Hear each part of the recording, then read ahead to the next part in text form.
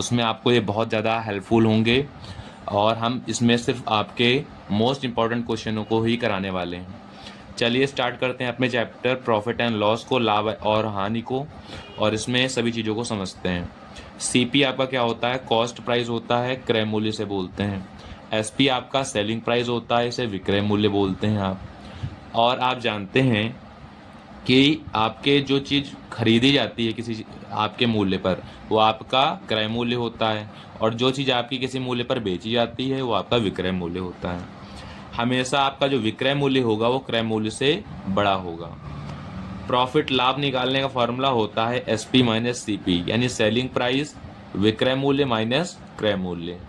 और हानि निकालने का फॉर्मूला होता है क्रय मूल्य माइनस विक्रय मूल्य। अब सीपी आपको कॉस्ट प्राइस, एसपी आपका सेलिंग प्राइस होता है, एमपी मार्केट प्राइस को बोलते हैं जो आपके उसमें एमआरपी पड़ी होती है। लॉस निकालने का फॉर्मूला, प्रॉफिट निकालने का फॉर्मूला आपको बता दिया हमने। प्रॉफिट परसेंट कैसे निकालेंगे? इसका फॉर्मूला होता है प्रॉफिट जो अभी आपने निकाला हो अपॉन में cost price into 100। Loss percent निकालने का फॉर्मूला होता है loss upon cost price into 100। अब स्टार्ट करते हैं हम अपने प्रश्नों को, और बहुत अच्छी तरीके से हम लोग करेंगे इन प्रश्नों को। और जिन भी बच्चों ने अभी तक हमारे चैनल को सब्सक्राइब नहीं किया वो जल्दी से सब्सक्राइब कर लें, ताकि आने वाले आपके रिसेंटली जो वीडियोस हैं उसमें आपके पेपर में आपको हेल्पफुल हो सकें। चलिए स्टार्ट करते हैं अपने क्वेश्चनों को और अच्छे से करते हैं इनको। पहला क्वेश्चन है आपका कि एक वस्तु रेट 2200 में बेचने पर 10% का लाभ प्राप्त होता है। यदि इस वस्तु को रेट 2600 में बेचा गया होता तो लाभ प्रतिशत क्या होता? चलिए सॉल्व करते हैं। आपको पता है 10% लाभ है, यानी कोई चीज़ आपकी 100 की होगी तो 110% में आपके बिक रही है, और उसकी वैल्यू हमें दे रखी है 2200 के बराबर। तो 1% की वैल्यू आपकी क्या आ जाएगी? 2200 बटे 110। जीरो से जीरो कैंसिल, 11 एकम 11, 11 दूनी 22, यानी 1% की वैल्यू आपकी आ गई 20 रुपये। और 100% की अगर वैल्यू में फाइंड करना है तो इसमें 100 से मल्टीप्लाई हो जाएगा, यानी आपका 2000 आ जाएगा। अब इन्होंने हमसे पूछा था लाभ प्रतिशत निकालिए, तो लाभ प्रतिशत क्या आएगा आपका? तो आप जानते हैं लाभ प्रतिशत निकालने के लिए 2000 की चीज़ है, 2600 में बेची जा रही है, तो 600 रुपये का आपका लाभ आएगा। और कितने के ऊपर? 2000 के ऊपर, मल्टीप्लाई 100। 2 जीरो से 2 जीरो कैंसिल, 1 जीरो से 1 जीरो कैंसिल, 2 एक कम 2, 2 तीन 6, यानी कि आपका 30% जो है वो लाभ प्रतिशत आ जाएगा आंसर में। बात करते हैं अपने दूसरे सेकंड क्वेश्चन की तरफ। सेकंड क्वेश्चन में दिया हुआ है एक वस्तु के लागत मूल्य और विक्रय मूल्य के बीच का अंतर रेट 360 है। यदि लाभ 20% है तो विक्रय मूल्य क्या है? अब आप जानते हैं 360 रुपये का है, इसमें आपके अंतर क्रय मूल्य और विक्रय मूल्य के बीच में, और आप जानते हैं इनके बीच में 20% का लाभ है, यानी 20 आपका ये होगा, और 20% लाभ है तो 120 का आपके टोटल होगा। 100 से बढ़कर 120 हो जाता है आपका। जीरो से जीरो कैंसिल, 2 एक कम 2, 2 छंग 12, 360 का 6 से मल्टीप्लाई कराएंगे, 36 छक्का 216 होता है। एक जीरो लगा था, एक जीरो लगा दिया, इतने रुपए आपका आंसर आ जाएगा। ये विक्रय मूल्य है आपका। अगले प्रश्न की तरफ बढ़ते हैं हम लोग। अगला प्रश्न है हमारा 42 मीटर कपड़ा बेचकर विजय को 7 मीटर कपड़े का विक्रय मूल्य प्राप्त होता है। लाभ प्रतिशत ज्ञात कीजिए। कैसे फाइंड होगा? मतलब कि इसका जो प्रॉफिट है वो 7 एसपी के बराबर है, 7 एसपी के बराबर है। तो हम लोग लेट कर लेते हैं एसपी इक्वल 1 हो जाएगा। तो आपका एसपी जब इक्वल 1 हो गया तो एसपी इक्वल आपका टोटल कितना था? पहले 42 था, और 7 एसपी के प्रॉफिट आपका क्या आया था? 7 एसपी के बराबर, यानी 7 का 1 से मल्टीप्लाई, तो प्रॉफिट आपका 7 हो गया। सीपी आपका कितना आ जाएगा? 42 में जब 7 माइनस करेंगे तो 35 आपका सीपी हो गया। अब प्रॉफिट परसेंट आपको निकालना है। प्रॉफिट परसेंट क्या होता है? जो प्रॉफिट है वो आपका लिखेंगे, अपॉन में आपका सीपी आएगा, मल्टीप्लाई में 100। 7 एकम 7, 7 पन्ना 35, 5 एकम 5, 5 दूनी 10, 20% आपका प्रॉफिट आ जाएगा। अपने अगले प्रश्न की तरफ बढ़ते हैं हम लोग। अगला प्रश्न क्या है हमारा अगला प्रश्न है एक वस्तु का क्रय मूल्य रुपये 2800 है, विक्रय मूल्य के प्रतिशत में लाभ 20% है, वास्तविक लाभ का मान क्या होगा? तो आप जानते हैं प्रॉफिट आपको कितना परसेंट दे रखा है? 20% दे रखा है ऑन सीपी एसपी पर आपको दे रखा है। 20% का फ्रैक्शन होता है 1/5, यानी ये आपका प्रॉफिट हो गया, ये आपका एसपी हो गया। तो CP और SP के बीच का रेशियो आपका क्या आ जाएगा, 5 आपका ये है, ठीक है, और 5 में 1 माइनस कर देंगे अब तो आपका CP आ जाएगा, और ये 4:5 का आपका है। इसके बीच का आपका डिफरेंस कितना है, 1 का डिफरेंस है। 2800 रुपये है आपका, और कितने के ऊपर, CP के ऊपर, इंटू इनके बीच का जो डिफरेंस है 4 1 जा 4 4 7 जा 28, यानी आपका 700 जो रुपये होगा वो आपका वास्तविक जो है लाभ होगा। अगले प्रश्न की तरफ बढ़ते हैं हम लोग। ये जो क्वेश्चन है आपका, इसको हम लोग बटरफ्लाई कॉन्सेप्ट से करने वाले हैं। चलिए देखते हैं प्रश्न को।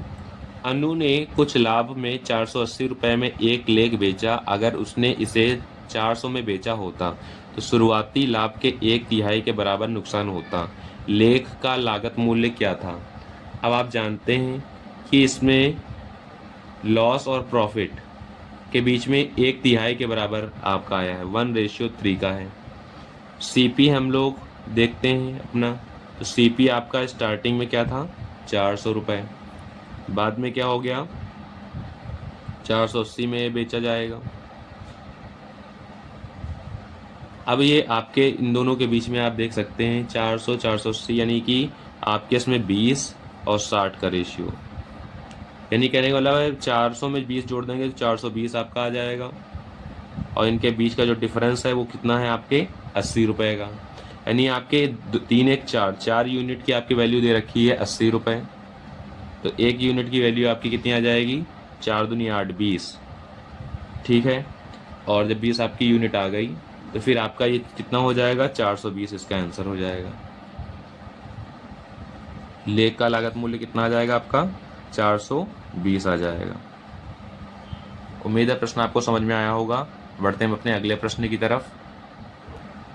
हमारा अगला प्रश्न है, एक गोलार्ध की त्रिज्या 19% बढ़ जाती है तो कुल सतह क्षेत्र और पार्श्व सतह क्षेत्र पर क्या प्रभाव पड़ेगा। अब आप जानते हैं एक फॉर्मूला आप जानते हैं सक्सेसिव मेथड का, A+B + AB/100 होता है। अब अगर 19% से बढ़ रहा है तो 19 + 19 + 19 × 19/100 हो जाएगा।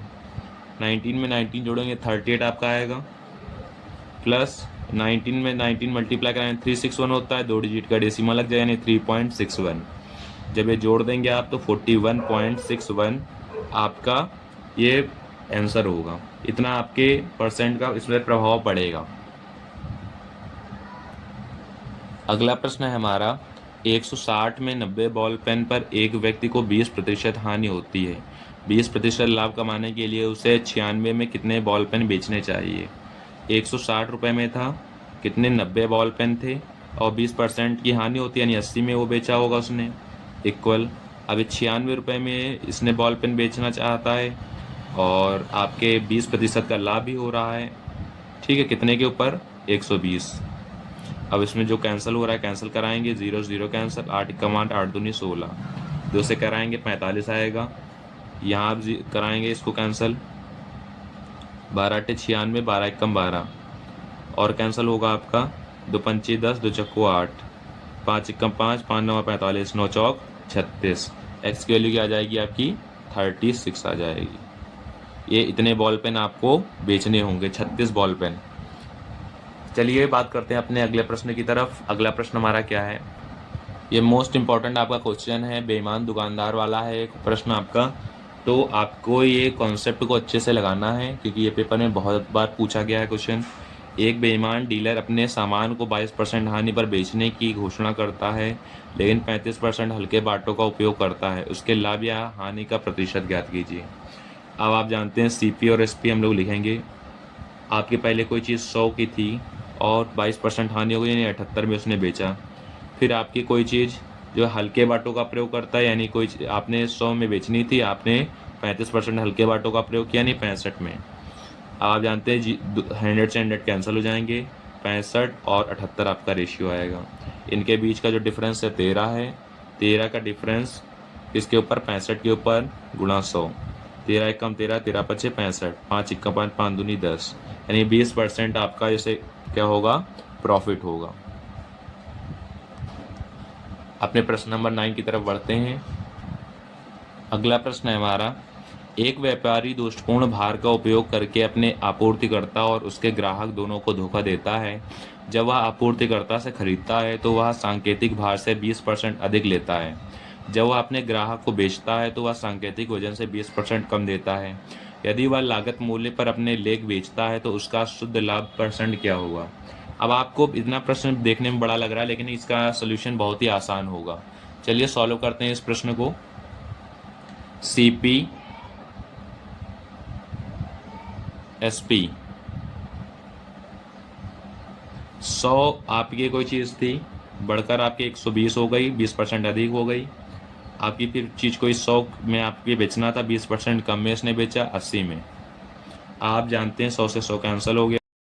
हेलो मेरे प्यारे बच्चों, आज की हमारी क्लास है डिस्काउंट के ऊपर।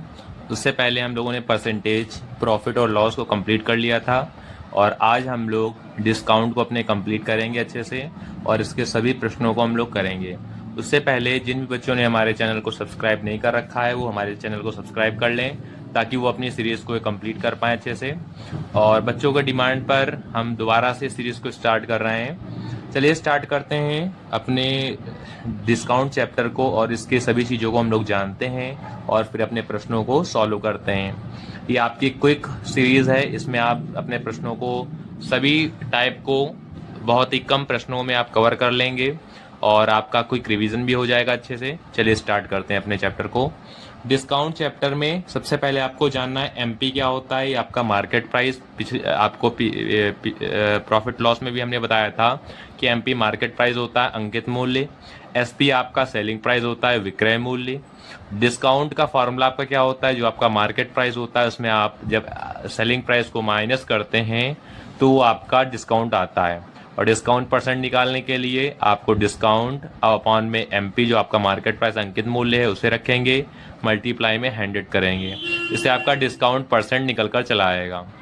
अब इसको निकालने की एक ट्रिक ये होती है कि जब आप एक्स चीज़ को खरीदते हैं और वाई आपको फ्री मिलती है, तो उसको निकालने की आपकी ट्रिक जो होती है वो डिस्काउंट परसेंट की y अपॉन में x प्लस वाई इंटू 100 होती है। इससे आप अगर एक के साथ एक आपके फ्री मिलती है चीज़, तो आपको ये निकालने के लिए ट्रिक बहुत अच्छी होती है, और इससे हम लोग सभी प्रश्नों को अपने कर सकते हैं। चलिए स्टार्ट करते हैं अपने प्रश्नों को, और जिन भी बच्चों ने अभी तक सब्सक्राइब नहीं किया है वो हमारे चैनल को जरूर सब्सक्राइब कर लें, और इस सेशन को जरूर लाइक कर दें। अपने प्रश्नों को सॉल्व करना स्टार्ट करते हैं हम लोग। पहला प्रश्न हमें दिया हुआ है, एक फुटकर विक्रेता कमीजों पर इस प्रकार से छूट देता है, 3 खरीदे 2 मुफ्त पाएं, छूट प्रतिशत ज्ञात कीजिए। हमने आपको बताया था डिस्काउंट परसेंट अगर ऐसे निकालना होगा आपको, तो आप पहले जो दूसरी चीज़ लिखी होगी वो लिखेंगे, अपॉन में इन दोनों का को प्लस करेंगे, और मल्टीप्लाई में आपका 100 होगा। तो आपको 3 खरीदे 2 मुफ्त पाए में आपके y2 हो जाएगा, यानी कि 2 लिखेंगे, और 3 खरीदे 2 मुफ्त पाए यानी 3 में 2 आप जोड़ देंगे, इंटू 100। 3 में 2 जब ऐड करेंगे तो 5 आपका आएगा, मल्टीप्लाई में 100। अब इसे कैंसिल कराएंगे, 5 1 = 5, 5 2 = 10। 20 का 2 से मल्टीप्लाई कराएंगे, 40% आपका डिस्काउंट आ जाएगा। ये आपकी इतनी इसको छूट मिली हुई है। चलिए बात करते हैं अपने अगले प्रश्न की तरफ। अगला प्रश्न है हमारा, एक दुकानदार ने 10% और 20% की क्रमिक छूट पर एक वस्तु बेचा, कुल छूट प्रतिशत का पता लगाएं। अब इसे कैसे आप सॉल्व करेंगे। आपको एक सक्सेसिव मेथड फॉर्मूला जानते हैं, a plus b minus a into b upon में 100। यही वाला फार्मूला हम लोग यहाँ अप्लाई करेंगे, यानी 10 प्लस 20 माइनस 10 इंटू 20 अपॉन में 100। 2 जीरो से 2 जीरो कैंसिल हो गए आपके, 10 में 20 ऐड करेंगे 30, 30 में आप 2 आपका माइनस हो जाएगा, तो आपका 28% आंसर आ जाएगा, यानी इतनी आपकी कुल छूट होगी। सॉल्व करते हैं अपने अगले प्रश्न को। अगला प्रश्न हमारा अगला प्रश्न है, एक दुकानदार ने 14 राइट 2.7% और 16 राइट 2.3% की 2 क्रमिक छूट पर एक वस्तु बेचा, कुल छूट प्रतिशत का पता लगाएं। अब इस प्रश्न को कैसे आप हल करेंगे। अब 14 राइट 2.7% का हम लोग फ्रैक्शन जानते हैं क्या होता है, 1/7 होता है, और 16 राइट 2.3% का आपका फ्रैक्शन 1/6 होता है। ये हमने आपको परसेंटेज में बताया था, तो आपको ये चीज़ें याद करनी होंगी। एमपी और एसपी हमारे इससे क्या निकल कर आएगा, MP आपका 7 था, ये एक आपकी छूट मिल गई तो 6 में आप चीज़ों को बेचेंगे। फिर आपका MP 6 था तो आप एक छूट मिल गई, 5 में आप बेचेंगे। अब इसमें हम लोग मल्टीप्लाई इसका कराएंगे, 7 6 जा 42, 6 5 जा 30। दोनों के बीच में 12 का डिफरेंस है, 12 का डिफरेंस है 42 के ऊपर, मल्टीप्लाई में 100। अब इसे कैंसिल कराएंगे आप जब, 2 6 जा 12, 2 2 जा 4, 2 1 जा 2, 3 2 जा 6, 3 7 जा 21, 200 अपॉन में 7 आएगा।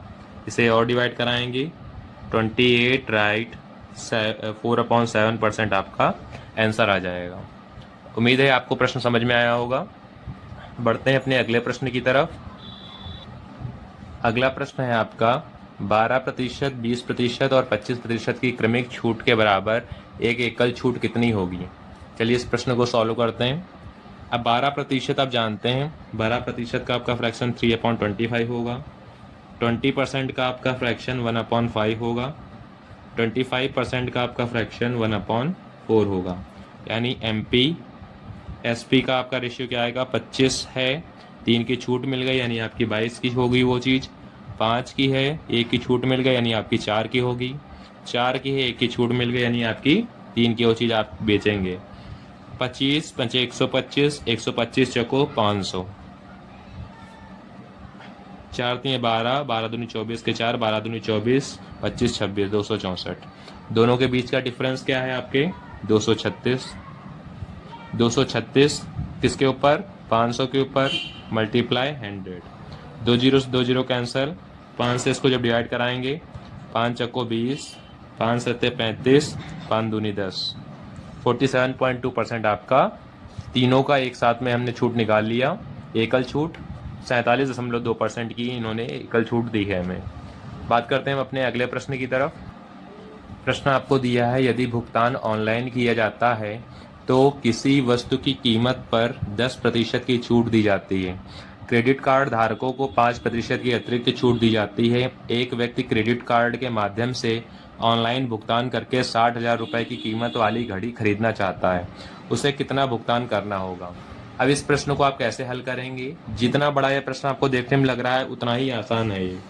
60,000 रुपये की कीमत थी, लिख लेंगे हम लोग, 10% की छूट है, यानी कि अगर कोई चीज़ 100% की थी आपकी तो 10% उसमें छोड़ दिया, यानी 90% की है वो आपकी पड़ेगी, तो 90/100 हो जाएगा आपका। फिर 5% की अतिरिक्त छूट दे दी, यानी कोई चीज़ 100 की थी, 5% छूट मिल गई, यानी 95 की आपकी वो जाएगी। अपॉन में 100 कर दिया। अब 4 जीरो से आपके 4 जीरो कैंसिल हो गए।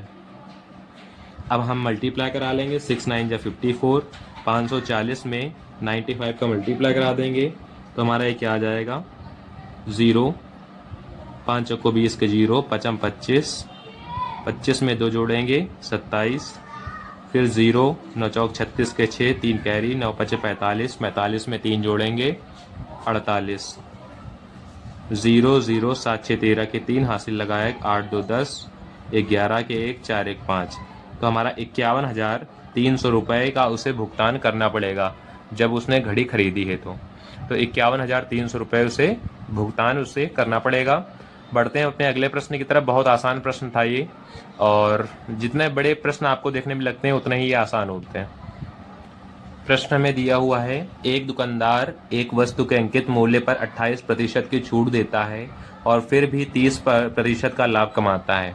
यदि उसे एक वस्तु की बिक्री पर 30 रुपये 90 पैसे का लाभ होता है तो वस्तु का अंकित मूल्य क्या होगा। यानी हमें मार्केट प्राइस हमसे पूछा गया है, तो हम लोग कैसे बताएंगे, चलिए देखते हैं इस प्रश्न को।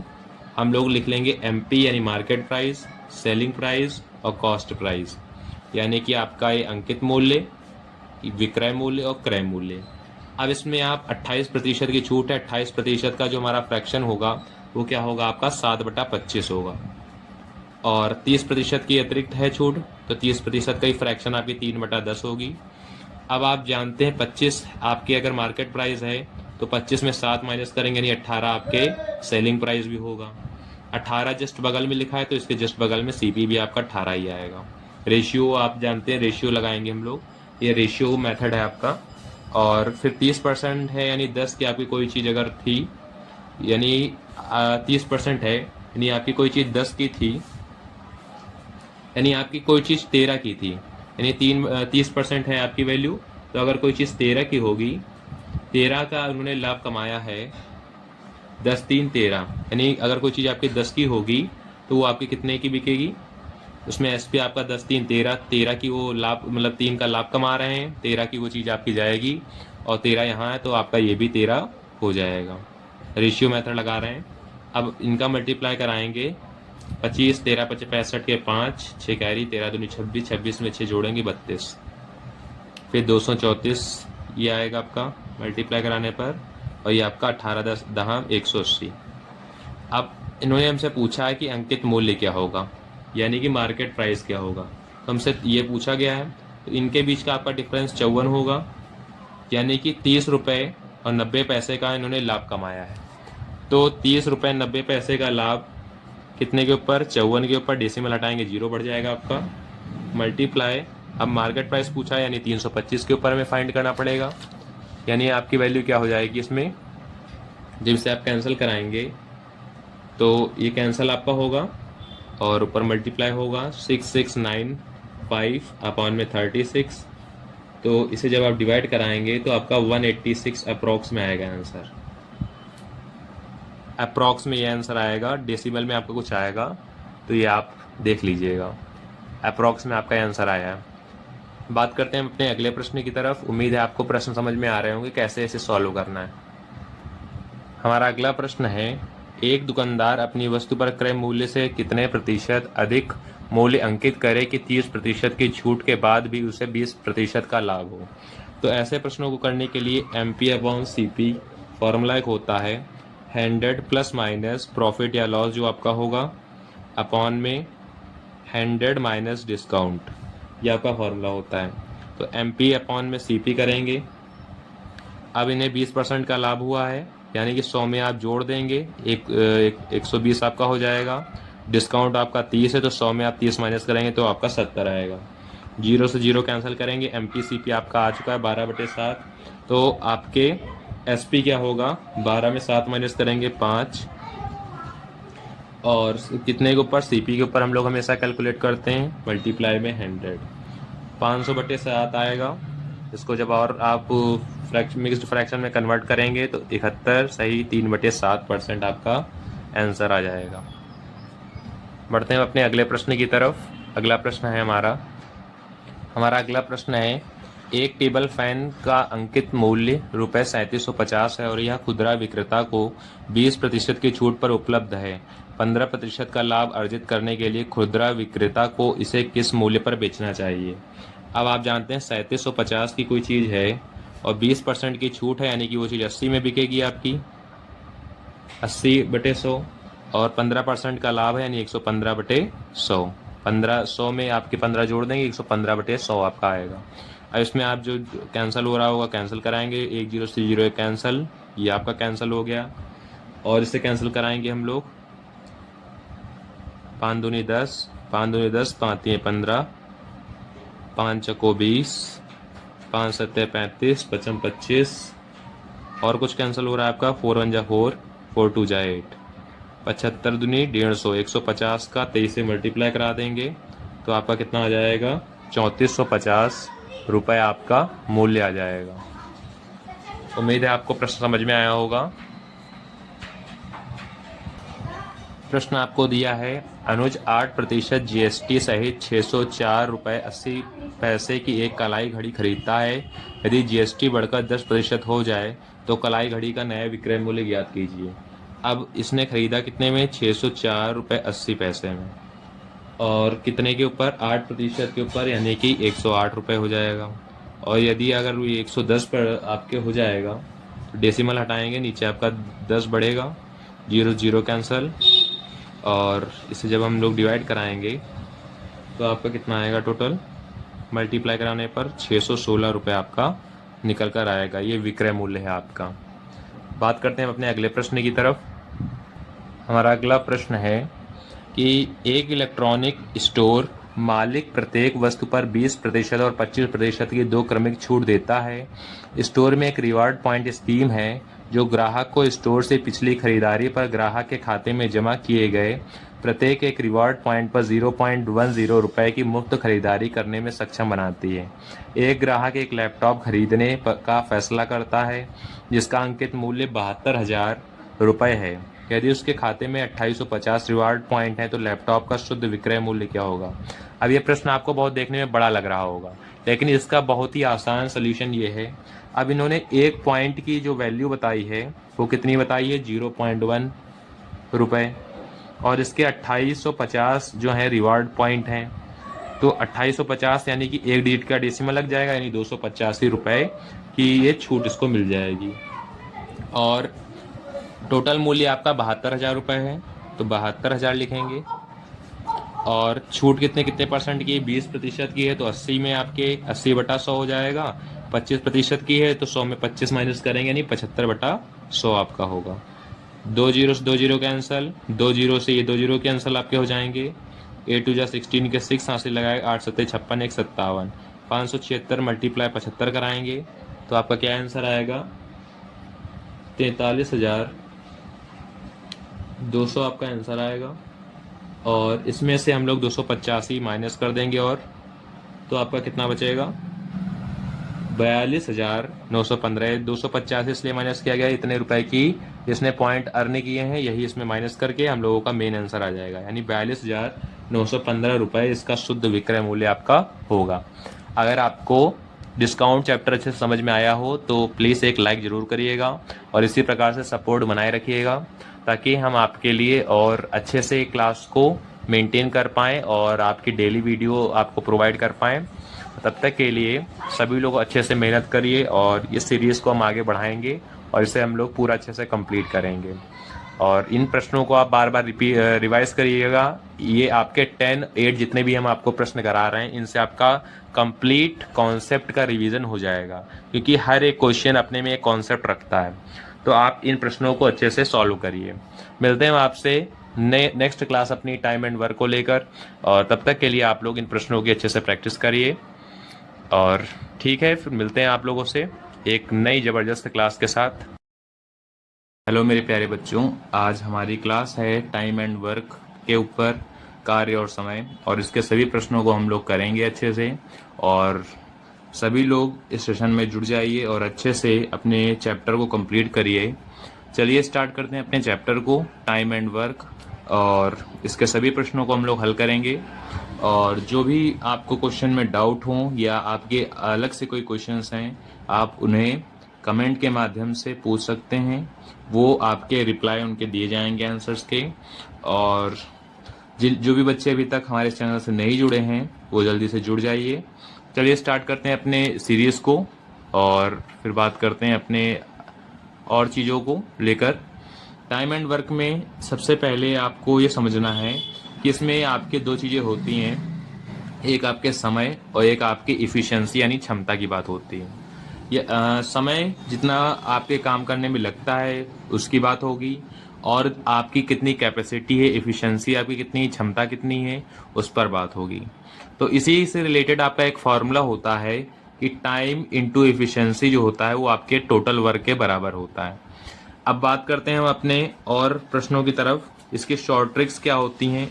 जैसे आपको कोई वर्क दिया गया है एक्स और वाई, आप कोई काम करते हो एक्स और वाई दिनों में, तो आपके टोटल इफिशिएंसी क्या निकल कर आएगी, वाई और एक्स आपकी होंगी और उनका मल्टीप्लिकेशन जो होगा वो आप ऐसे इसको राइट करोगे। तो टोटल वर्क आप कैसे निकालोगे, जो आपका टोटल वर्क आपने जो इसका एलसीएम निकाला है वो आप लिखोगे, और साथ में उनकी जो टोटल इफिशिएंसी होगी उन्हें आप जोड़ दोगे। इसी प्रकार से एक प्रश्न देख सकते हैं आप, ए और बी आपके 10 दिन और 15 दिन में काम इन्होंने किया है, तो इनका मल्टीप्लिकेशन और इनको जोड़कर हमने लिखा और इसका आंसर हम लोगों ने निकाल लिया। अब हम लोग अपने फर्स्ट क्वेश्चन की तरफ बढ़ते हैं और देखते हैं कैसे प्रश्नों को हम लोग हल करेंगे और कैसे आप चीज़ों को समझेंगे अच्छे से। चलिए स्टार्ट करते हैं अपने प्रश्नों को और अच्छे से इसको करते हैं। पहला क्वेश्चन आपको दिया है, आदित्य एक काम को 24 दिनों में कर सकता है जबकि रमन उसी काम को 45 दिनों में कर सकता है। वे दोनों मिलकर कार्य को कितने दिनों में पूरा कर सकते हैं। अब इस प्रश्न को कैसे आप सॉल्व करेंगे? 24 दिनों में एक काम को आपके कर सकता है, एक आपके 45 दिनों में कर सकता है। इन दोनों का मल्टीप्लिकेशन इन दोनों के सम के बराबर होगा, यानी 24 में 45 जोड़ेंगे तो 69। अब आप इसे कैंसिल जब कराएंगे, 3 2 जा 6, 3 3 जा 9, 3 1 जा 3, 3 5 जा 15। और कुछ आपका कैंसिल नहीं होगा, मल्टीप्लाई हो जाएगा 24 का 15 से, 15 चौको 60 के 0 6 कैरी, 15 दूनी 30, 30 में 6 जोड़ेंगे 36 बटे 23। ये आपका मेन आंसर निकल कर आ जाएगा।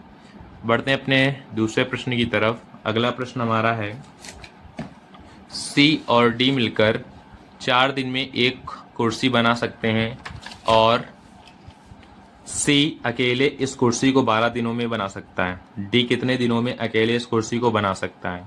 इस प्रश्न को हल करते हैं। चलिए देखते हैं। अब आप इन्होंने क्वेश्चन में कहा है सी प्लस डी, मतलब दोनों अगर साथ में काम करेंगे तो 4 दिन में एक कुर्सी आपके बना लेते हैं, और सी आपका अकेला जो है इस कुर्सी को 12 दिनों में बनाएगा। डी का हमें निकालना है कि डी कितने दिनों में आपके अकेले इस कुर्सी को बना सकता है। तो इन दोनों का हम लोग एलसीएम लेंगे, 12 आएगा, 4 3 या 12, ये आपका 1 आ जाएगा। 1 से मल्टीप्लाई कराएंगे 12, 4 3 या आपका 12 हो जाएगा। अब आप जानते हैं कि इसकी एफिशिएंसी 3 है, सी की अकेले 1 है, तो जब इसकी 1 है और डी की आपकी फिर कितनी हो जाएगी? 2 2 1 आपके जुड़ के 3 हो जाएंगी एफिशिएंसी। हमें डी के द्वारा निकालना है वर्क, तो डी के द्वारा निकालना है टोटल टाइम, तो आपका टोटल था 12, और डी की निकालना है तो डी की एफिशिएंसी आपकी है 2 2 1 जा 2, 2 6 जा 12, यानी 6 डेज में आपके डी अकेला आपके चेयर को बना देगा। बढ़ते हैं अपने अगले प्रश्न की तरफ। हमारा थर्ड प्रश्न है, ए बी तथा सी किसी कार्य को क्रमशः 12 15 तथा 20 दिनों में कर सकते हैं, एक साथ मिलकर वे उसी कार्य को कितने दिनों में पूरा करेंगे? बहुत ही आसान प्रश्न है।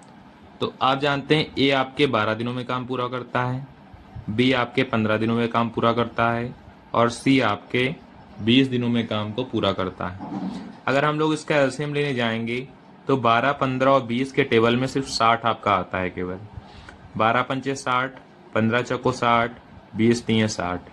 अब वे इसी कार्य को एक साथ मिलकर करेंगे, यानी 60 अपॉन में टोटल, मतलब T A plus B plus C के आपकी वैल्यू निकालना है, तो 5 4 9, 9 में 3 जोड़ेंगे तो आपका आएगा 12, 12 1 जा 12, 12 5 जा 60।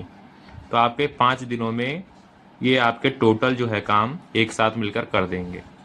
बढ़ते हैं अपने अगले प्रश्न की तरफ। प्रश्न में दिया हुआ है, एक्स किसी कार्य को अकेला 15 दिनों में कर सकता है, वाई उसी कार्य को अकेला 30 दिनों में कर सकता है, एक्स वाई तथा जेड एक साथ मिलकर उस कार्य को 9 दिन में कर सकते हैं, जेड उसी कार्य को अकेला कितने दिनों में कर सकता है? तो आप जानते हैं प्रश्न के according x plus y plus z तीनों ही अपने काम को 9 दिनों में पूरा कर डालते हैं। एक्स आपके अकेला 15 दिनों में कर सकता है और वाई अकेला आपके 30 दिनों में कर सकता है काम को।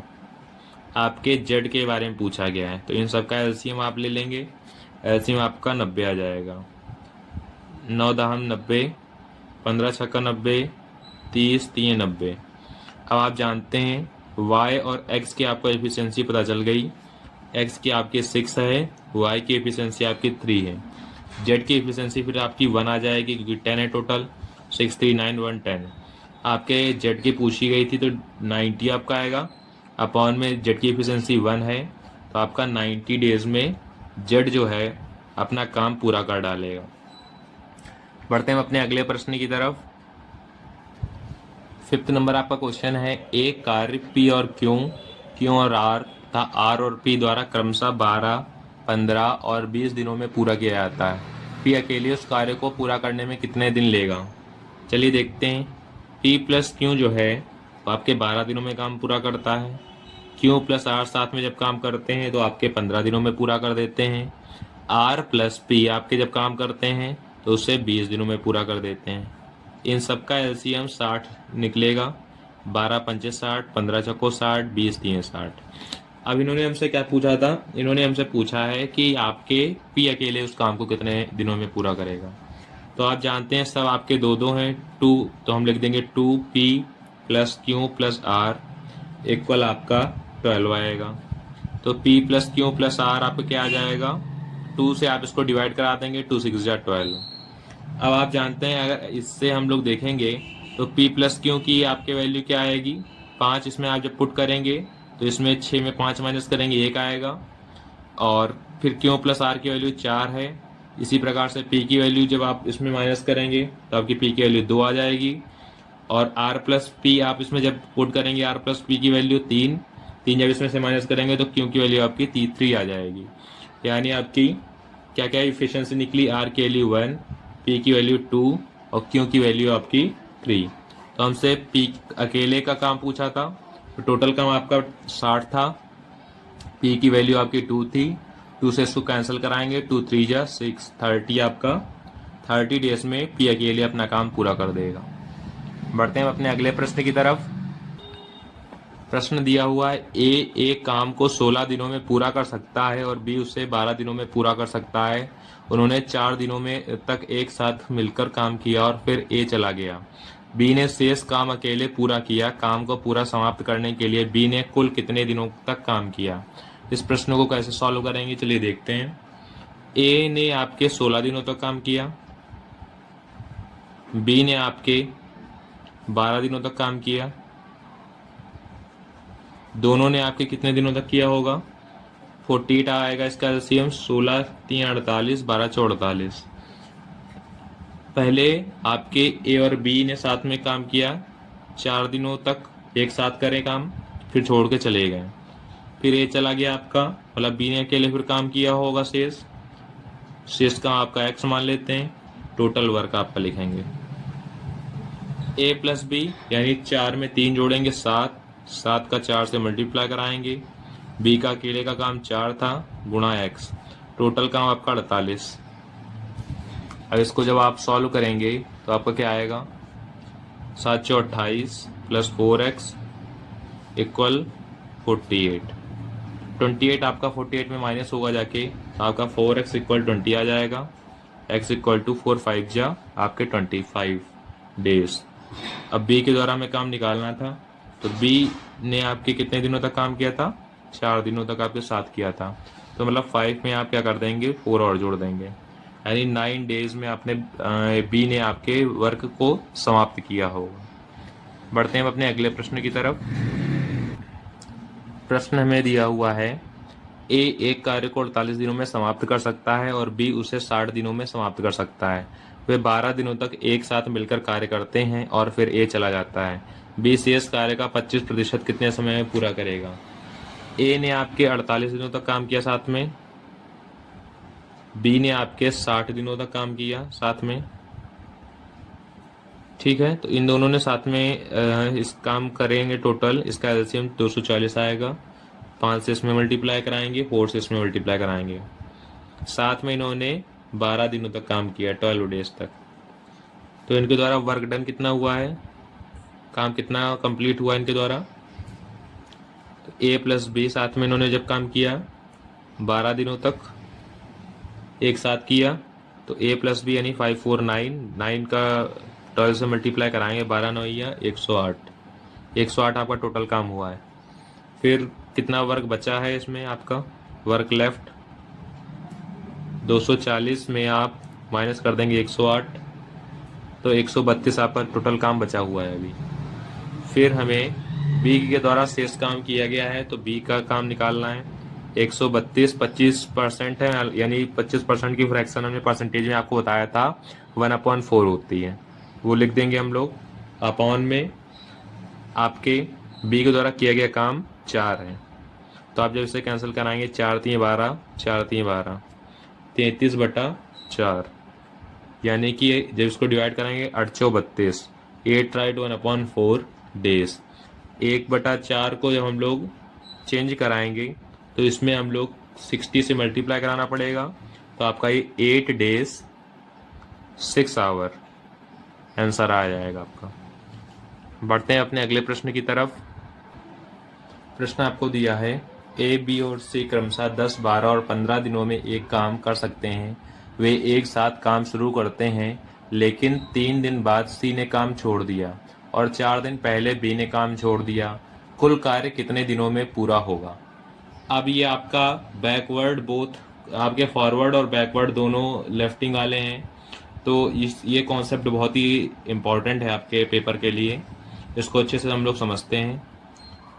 इतने इतने दिनों में इन लोगों ने काम जो है पूरा किया है और एक साथ शुरू किया इन्होंने काम। इसका एलसीएम आपका 60 आएगा, 10 छक्का 60, 12 पंचे 60, 15 चौको 60।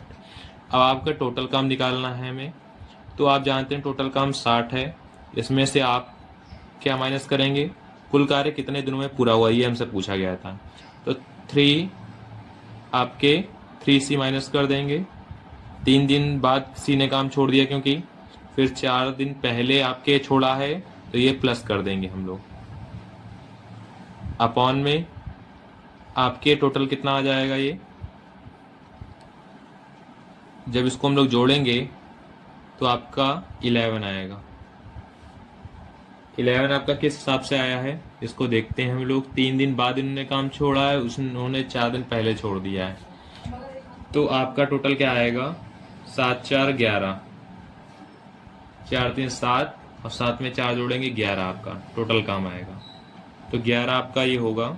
अब इसमें हम लोग क्या करेंगे, इन ए और बी का हम लोग जोड़ रहे हैं, सी ने काम छोड़ा था, इन्होंने साथ में किया होगा, 6 5 11 आपका आएगा यहाँ पर। और उसके बाद फिर हम लोग क्या करेंगे, इसे सॉल्व करेंगे। t = 60 माइनस 3c, यानी आपके c ने 4 दिन पहले काम छोड़ा था, 3 इंटू सी की वैल्यू आपकी 4 है, प्लस 4 इंटू बी की वैल्यू आपकी 5 है, अपॉन में 11। टोटल वर्क आपका क्या आ जाएगा, 60 माइनस 4 3 12 प्लस 5 चौको 20 बटे 11। इसे जब आप सॉल्व करेंगे तो 68 अपॉन में 11 आंसर आएगा। ये टोटल आपका वर्क निकल कर चला आएगा। बढ़ते हैं अपने अगले प्रश्न की तरफ। प्रश्न दिया हुआ है, ए बी और सी एक काम को 10 20 और 30 दिनों में पूरा कर सकते हैं यदि ए द्वारा कार्य शुरू किया जाता है एवं बी और सी क्रमशः दूसरे और तीसरे दिन कार्य करते हैं। यह प्रक्रिया इसी प्रकार करती है तो कितने दिनों में कार्य पूरा किया जा सकता है। अब ये अल्टरनेट डेज पर आपका एक कॉन्सेप्ट है, तो आप जानते हैं ए ने 10 दिनों में काम किया है, बी ने आपके 20 दिनों में काम किया है और सी ने आपके 30 दिनों में काम किया है। तो सबका एलसीएम आपका 60 आ जाएगा। 6 3 से मल्टीप्लाई कराएंगे या 2 से कराएंगे। तो आप जानते हैं पहले आपके ए से शुरू हुआ है, फिर बी, फिर सी। ए ने 6 दिन काम किया, बी ने 3 दिन काम किया और सी ने 2 दिन काम किया एफिशिएंसी के अकॉर्डिंग। तो इनका 3 डेज आपका ये एफिशिएंसी है। 3 दिनों का काम आपके कितना हो जाएगा, 6 3 9 2 11, 11 यूनिट आपका काम हो चुका है। अब आपको 60 काम कराना है, तो 5 से अगर मल्टीप्लाई इधर कराएंगे तो 5 से इधर भी कराएंगे, यानी 5 3 15 दिन, और इधर आपके 55 यूनिट आपका काम हो गया। अब आपका 5 यूनिट और काम बचा हुआ है। तो अगली अब बारी किसकी आएगी, अगली बारी आपकी आएगी ए की। तो ए को 6 काम करवाएंगे तो 61 ज़्यादा हो जाएगा, हमें कराना है 5 काम और 6 में से आपके कराना है, तो टोटल आपके 15 दिन आए। 6 आपके इसकी एफिशिएंसी होगी और काम कितने दिनों का कराना है, 5 दिनों का। तो 15 राइट 5.6 डेज में आपका काम पूरा कंप्लीट हो जाएगा। बढ़ते हैं अपने अगले प्रश्न की तरफ। आज का हमारा आखिरी प्रश्न है, 14 आदमी एक काम को 15 दिनों में पूरा कर सकते हैं यदि 21 व्यक्ति उसी काम को कर रहे हैं तो वे उसी काम को कितने दिनों में पूरा करेंगे। एक आपका ये MDH कॉन्सेप्ट का है, यानी मैन, डेज और आवर। अपॉन में इसका फॉर्मूला होता है अपॉन में वर्क जो भी हुआ है आपका, M2 D2 H2 इसी प्रकार से, अपॉन में W2 वर्क। तो 14 आदमी हैं, यानी आपके 14 मैन हैं, कितने दिनों में हुआ है काम, 15 दिनों में काम हुआ है, और कुछ हमें दे नहीं रखा है तो उन्हें हमें ज़रूरत है नहीं। और इसमें आपके 21 आदमी हैं और हमें कितने क्या निकालना है, डेज निकालना है, तो डेज को हम लोग x मान लेते हैं। अब इसमें हम लोग कैंसिल कराएंगे, 3 5 जा 15, 3 7 जा 21, 7 1 7, 7 दूनी 14, 5 दूनी 10, x की वैल्यू आपकी आ गई 10 डेज, मतलब 10 दिनों में वो काम आपका पूरा होगा। उम्मीद है आपको क्लास बहुत पसंद आई होगी और आपके सभी पूरा टाइम एंड वर्क का हमने आपको पूरा रिवाइज करा दिया है। इन 10 क्वेश्चनों से हमने आपको पूरा कंप्लीट करा दिया है, सारे कॉन्सेप्ट आपके क्लियर करा दिए हैं। और अगर आपको क्लास पसंद आई हो तो एक लाइक ज़रूर करिएगा। मिलते हैं आपसे नेक्स्ट क्लास को लेकर, तब तक के लिए जय हिंद। हेलो मेरे प्यारे बच्चों, आज का हमारा चैप्टर है सिंपल इंटरेस्ट यानी साधारण ब्याज को लेकर, और इसके सारे प्रश्नों को हम लोग अच्छे से करने वाले हैं। और इस सीरीज़ में मैंने आपके सभी टाइप्स को कवर किया है, तो आप इस सीरीज़ को बहुत अच्छे से देखिएगा और पहली क्लास के पहली वीडियो से आप इसको देखिएगा, तभी आपको सभी चैप्टर्स अच्छे से क्लियर होते चले जाएंगे, समझ में आपको आएंगे।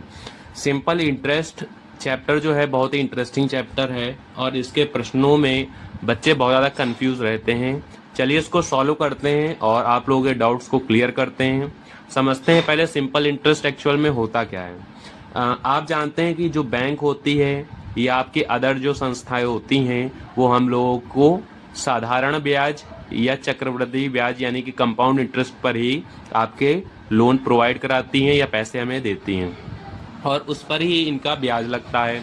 तो ब्याज उसी के अकॉर्डिंग लगेगा आपके, जितना आपने अमाउंट ले रखा होगा उनसे, जितना आपने प्रिंसिपल उनसे ले रखा होगा।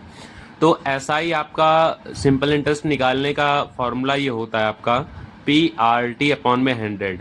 P यानी कि प्रिंसिपल मूलधन जो आप लेंगे, रेट आप जिस दर पर उसे लेंगे, और टाइम जितने समय के लिए आप लेंगे वो आपका टाइम हो जाएगा, और जो आपको चुकाना होगा वो आपका अमाउंट होगा, यानी कि आपके साधारण ब्याज के साथ जुड़ा हुआ होगा।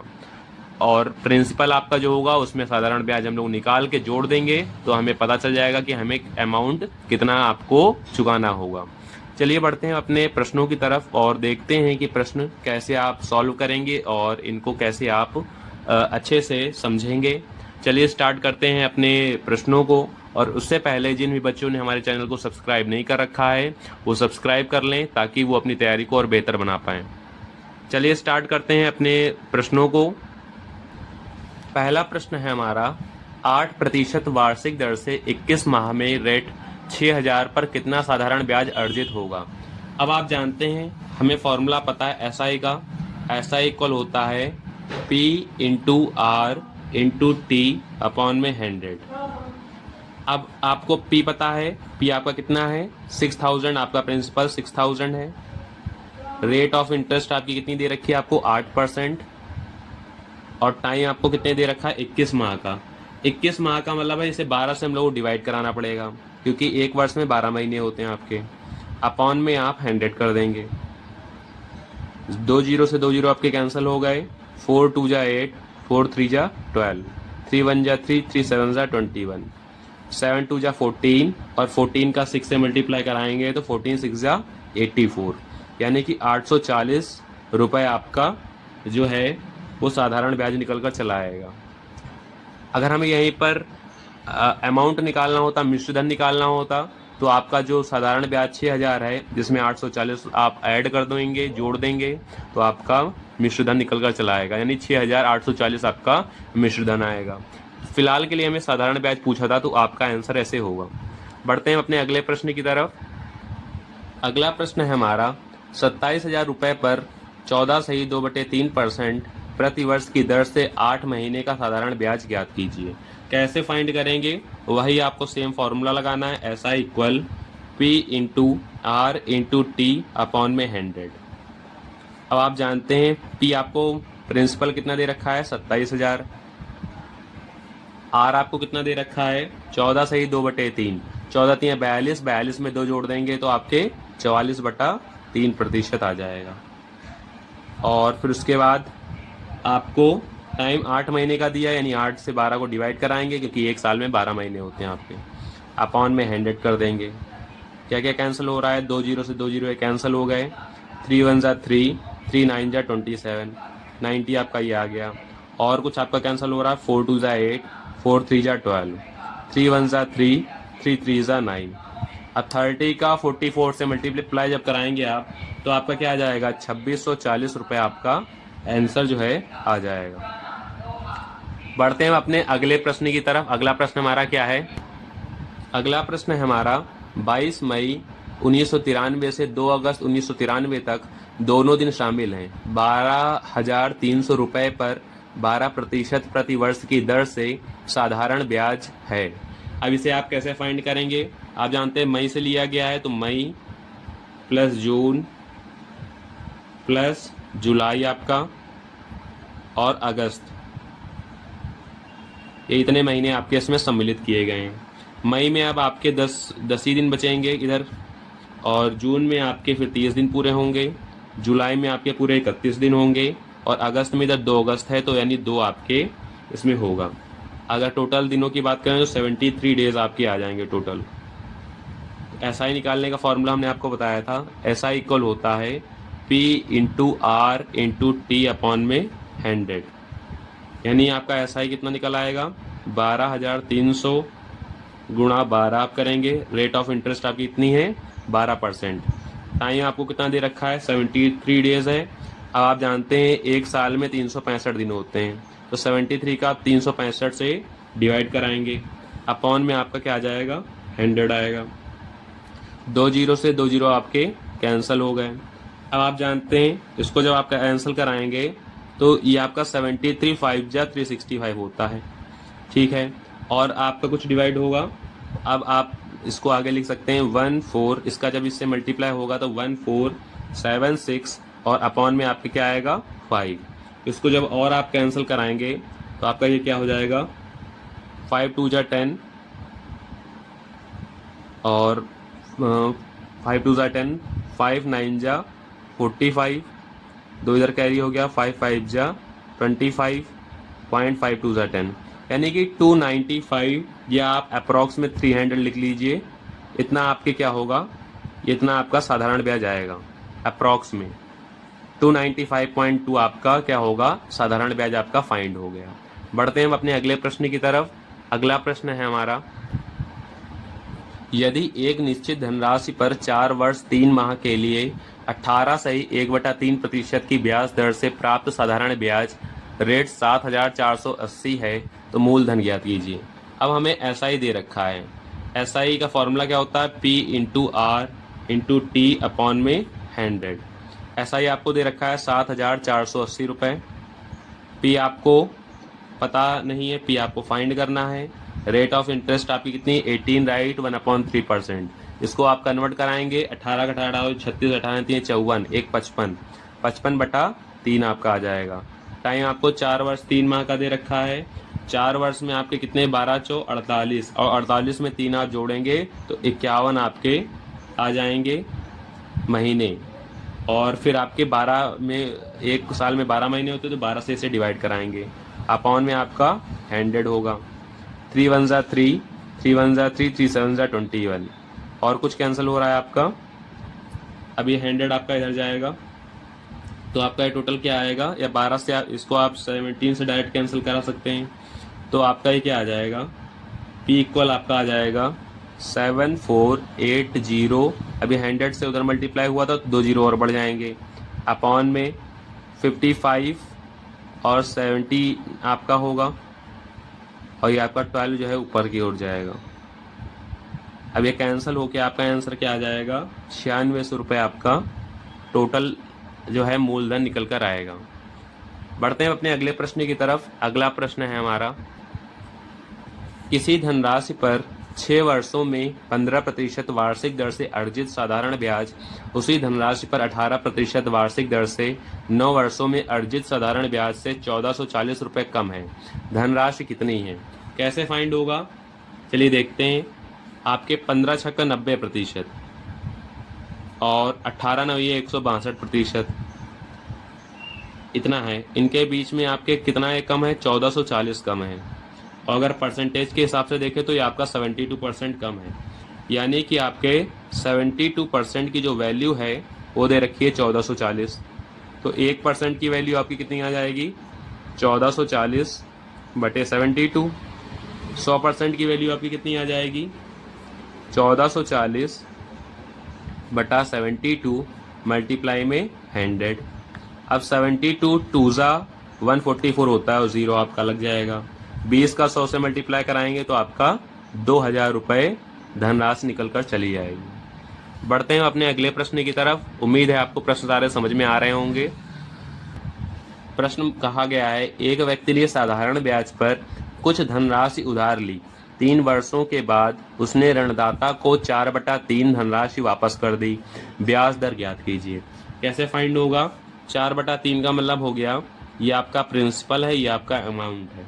तो SI का फॉर्मूला आप जानते हैं, SI इक्वल होता है P into R into T upon में 100। अब SI आपको कितना दे रखा है? अमाउंट में जब हम प्रिंसिपल माइनस करते हैं तो हमारा SI आता है। 4 में 3 माइनस करेंगे तो 1 आपका SI आएगा, यानी 1 इक्वल P की वैल्यू आपकी कितनी है? P की वैल्यू हमें दे रखी है 3। R रेट ऑफ इंटरेस्ट आपको कितना दे रखा है? रेट ऑफ इंटरेस्ट हमें निकालना है। और टाइम आपको कितना दे रखा है? टाइम आपको 3 वर्षों का दे रखा है, 3 वर्षों के बाद अपॉन में 100। अब ये 100 उधर आपके क्रॉस मल्टीप्लाई में जाएगा, यानी कि 100 अपॉन में 3 3 जा 9। 9 से जब इसे डिवाइड कराएंगे तो आपका ये आ जाएगा 11 9 जा 99 1 100।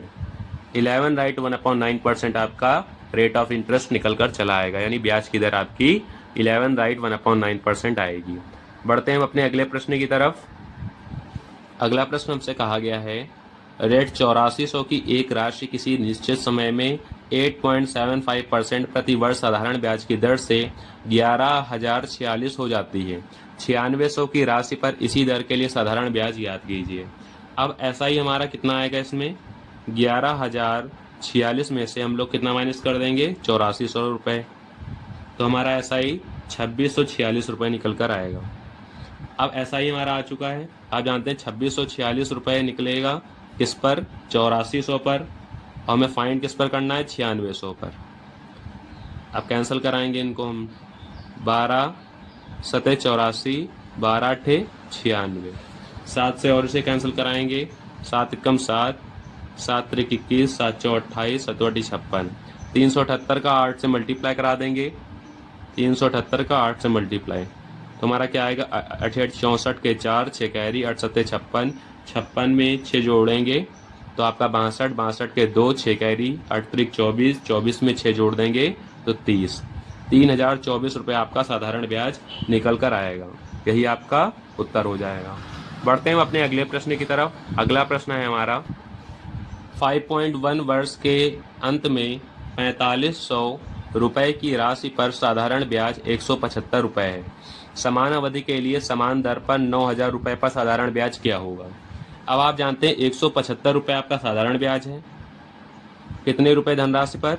4500 रुपये धनराशि पर। और निकालना कितने पर है? 9000 पर हमें निकालना है। अब आप जानते हैं 4500 दुना 9000 होता है। 175 का 2 से मल्टीप्लाई कराएंगे तो आपका 350 रुपये जो है आपका साधारण ब्याज निकल कर चला आएगा। उम्मीद है प्रश्न आपको समझ में आया होगा। बहुत आसान प्रश्न है आपका। बढ़ते हैं अपने अगले प्रश्न की तरफ। इसमें आपके समय को कोई आवश्यकता नहीं है, आपको साधारण ब्याज निकालना है। आप इस तरीके से इसको निकाल सकते हैं, बहुत आसान तरीके से। प्रश्न कहा गया है एक राशि साधारण ब्याज पर 7 वर्षों में 2 गुना हो जाती है, कितने वर्षों में यह राशि मूल राशि से 5 गुना हो जाएगी? देखिए कैसे सॉल्व करेंगे। आपकी एक राशि P मान लेते हैं, ठीक है, और ये आपकी कितनी हो जाती है? 2 गुना हो जाती है। 2 गुना हो जाती है कितने वर्षों में? 7 वर्षों में।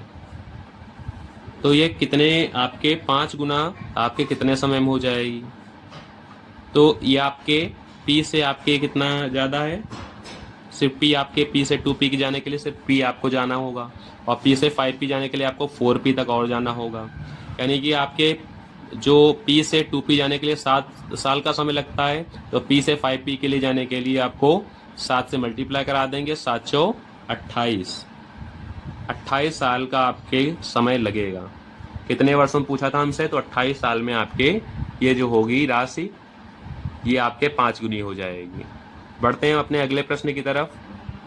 हमारा अगला प्रश्न कहा गया है साधारण ब्याज पर निवेशित कोई निश्चित धनराशि 12 वर्ष में 4 गुनी हो जाती है। समान दर पर यह राशि कितने वर्ष में स्वयं की 10 गुनी हो जाएगी?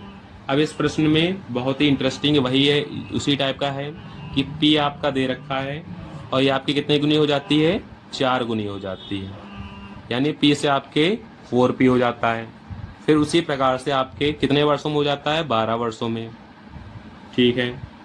अब आपके P से 4P जाने के लिए 12 वर्ष लग गए और उन्होंने पूछा कि 10P यानी 10 गुना होने के लिए आपके कितना टाइम लगेगा। तो 12 वर्ष लगे, P से 4P 3P तक आपके चलना पड़ा इनको और इसमें आपके 9P तक चलना पड़ा। अब आप जानते हैं कि 3P और यहाँ आपके 9P जब चलना पड़ा तो फिर ये इसमें आपके कितने वर्ष के लिए लगा समय, तो 3 से इसको डिवाइड कराएंगे, 3 4 जा 12 यानी आपके 4 गुना समय लगा। तो इसी प्रकार से इसमें अगर 4 गुना P से 12 साल में आपके 4 गुना लगा तो 9P में आप 4 से मल्टीप्लाई करा देंगे यानी 9 चौक 36 साल आपके 10 गुना होने में समय लगेगा।